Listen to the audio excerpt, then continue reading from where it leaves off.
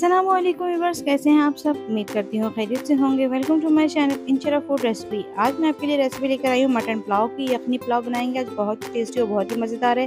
अगर आपको बहुत ही ज़बरदस्त सा पुलाव बनाना है तो इसको स्किप मत करिएगा, एंड तक ज़रूर देखिएगा। तो चलिए बनाना स्टार्ट करते हैं हम मटन यखनी पुलाव। यखनी बनाने के लिए हमने आधा किलो गोश्त लिया है मटन का, अच्छे से धो के साफ़ कर लिया है। एक प्याज है, गरम मसाला है साबुत, लहसुन और अदरक के 3-4 टुकड़े इसके अंदर शामिल कर देंगे। नमक डालेंगे आधा टेबल स्पून, पानी शामिल करेंगे। तकरीबन हमने 1.5 लीटर पानी शामिल किया है इसके अंदर। इसमें गोश्त हमारा अच्छी तरीके से गल जाएगा और यखनी भी बाकी रहेगी हमारे पास। और तकरीबन हाफ टेबल स्पून हम इसके अंदर पिसी हुई काली मिर्च भी ऐड कर देंगे और इसको ढककर स्लो आंच पर गोश्त गलने तक पकाएंगे। तकरीबन गोश्त हमारा गल चुका, यखनी हमारी रेडी हो चुकी है। देखें आधा पानी रह चुका है यखनी का। अब इसको हम साइड में रख के मसाला तैयार कर लेंगे चावलों का। आधा किलो हमने बासमती चावल लिए हैं, इसको धो के अच्छे से 15 से 20 मिनट के लिए भिगो देंगे। आधा कप ऑयल लिया है हमने, इसके अंदर एक प्याज शामिल कर देंगे, बारीक कटा हुआ प्याज शामिल करेंगे और उसको गोल्डन ब्राउन कर लेंगे अच्छे तरीके से। अच्छे से और टेस्टी पुलाव बनाने के लिए और पुलाव को अच्छा कलर देने के लिए प्याज को हमने अच्छे से ब्राउन करना है, एकदम ब्लैक नहीं करना है और ना ज़्यादा इसको वाइट छोड़ना है, ताकि पुलाव में प्याज का अच्छा सा कलर आ सके। प्याज ब्राउन होना शुरू हो गई है, देखें बहुत अच्छा सा कलर आ रहा है इसमें। इस वक्त अब इसके अंदर हम गरम मसाला ऐड करेंगे। एक बादियान का फूल है, एक बड़ी इलायची और थोड़ा सा ज़ीरा है। इसको अच्छे से मिक्स करके इसमें फ्राई कर लेंगे कि जब तक प्याज हमारी अच्छे से ब्राउन हो जाए। प्याज अच्छे से ब्राउन होने लग गई है। अब इसके अंदर हम थोड़ा सा पानी ऐड करेंगे ताकि प्याज का थोड़ा सा अर्क निकल जाए, जिससे चावलों में बहुत अच्छा सा कलर आएगा।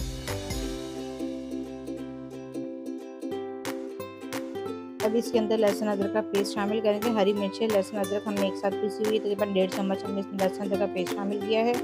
अच्छे से इसको मिक्स कर लेंगे और मिक्स करने के बाद इसके अंदर गोश्त शामिल करेंगे जो हमने यखनी बनाई थी। यखनी में से हम सिर्फ गोश्त निकाल कर इसके अंदर पहले भून लेंगे अच्छे तरीके से, ताकि एक वो जो अजीब सी हीक आती है ना गोश्त के अंदर, वो ना आए। मसाले के अंदर गोश्त डाल के गोश्त को अच्छी तरह से हम भून लेंगे।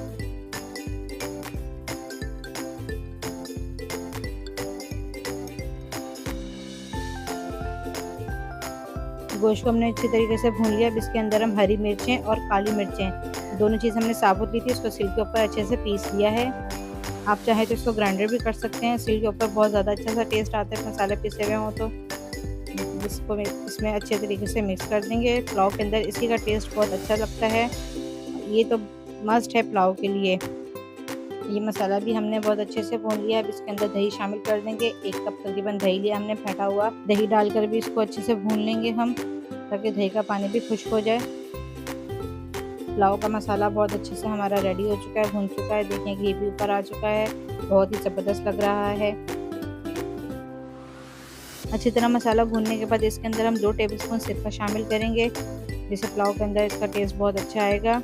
और इसको भी अच्छे से मिक्स कर लेंगे।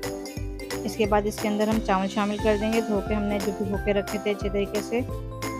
चावल शामिल करेंगे और उसके बाद हमने जो यखनी बनाई थी वो यखनी छान कर इसके अंदर हम ऐड कर देंगे। यखनी शामिल करेंगे। यखनी मेरे पास इतनी है कि चावल इसमें अच्छे तरीके से पक जाएंगे। अगर आपके पास कम हो तो आप इसके साथ पानी भी ऐड कर सकते हैं, जिसमें चावल आपके अच्छे तरीके से गल जाएं। यखनी शामिल करने के बाद इसको अच्छे तरीके से आप मिक्स कर दीजिए और नमक वगैरह चेक कर लीजिएगा आप। अब इसके अंदर हम शामिल करेंगे चाइनीज़ सॉल्ट थोड़ा सा, और ये 1/4 चम्मच चाइनीज़ सॉल्ट है। इससे इसके अंदर बहुत ज़बरदस्त सा टेस्ट आएगा। पुलाव इसके बिना अधूरी होती है। इसको अच्छे से मिक्स कर लेंगे और इसको खुला ही पकाएंगे हम, ताकि इसका पानी अच्छी तरह खुश्क हो जाए। आपने ढक कर नहीं रखना है, इससे आपके चावल ख़राब हो जाएंगे और जो चिपक से हो जाते हैं अक्सर, इस तरह से चावल हो जाते हैं ढकने की वजह से।